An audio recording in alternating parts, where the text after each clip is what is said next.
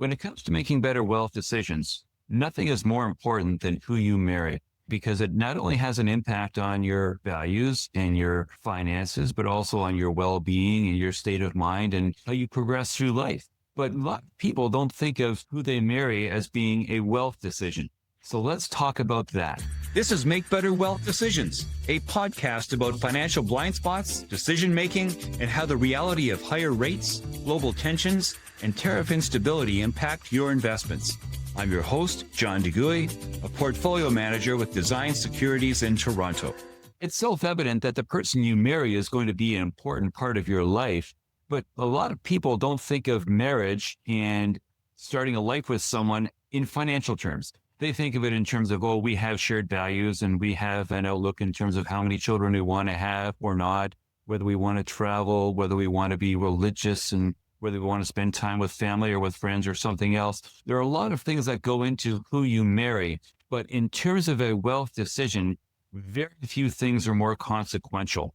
And if you are going to end up having that marriage end, and nearly half of all marriages in Ontario end in divorce these days, you're going to have another very consequential wealth management decision on your hands, and that is, how will you extricate yourself from your spouse? Most people go through some form of litigation. They get lawyers involved and they have to go through the entire process. It is acrimonious, it can be time consuming, and it is certainly emotionally draining. For most people, if your situation is even remotely simple and not particularly complex, it makes more sense to work using a mediator. That involves both parties having the maturity and the self-awareness to think about what it is they want as they divide their assets and agree on how much support is going to be paid from one spouse to the other if one is working or one was earning more, and how much time and energy will be spent in a parenting plan, how much money will be spent with regard to child support, and those sorts of things. These are all massively important decisions that a lot of people would rather not ever contemplate.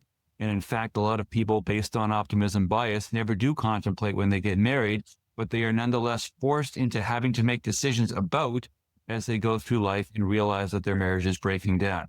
You need to think about how you will proceed if you are going to divorce. Now, again, hopefully you never have to deal with this.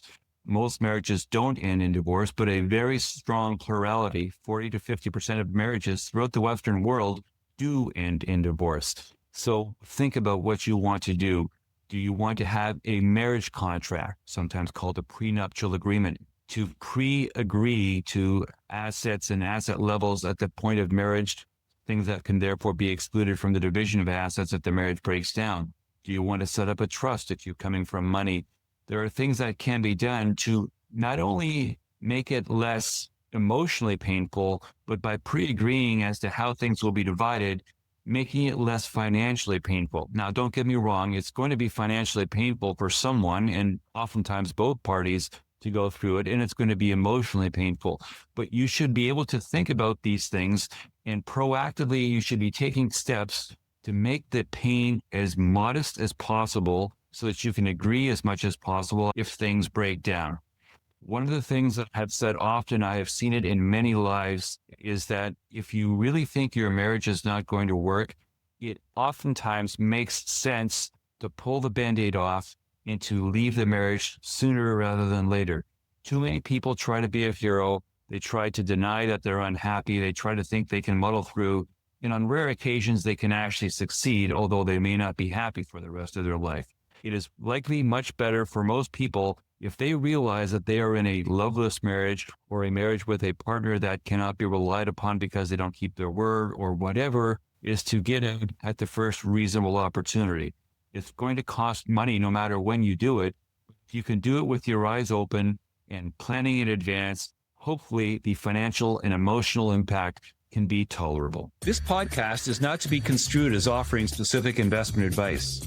Please consult a qualified advisor before acting. My books, Stand Up to the Financial Services Industry and Bullshift, are available online. If you'd like to meet to discuss how the topics in this podcast affect you directly, please visit my website.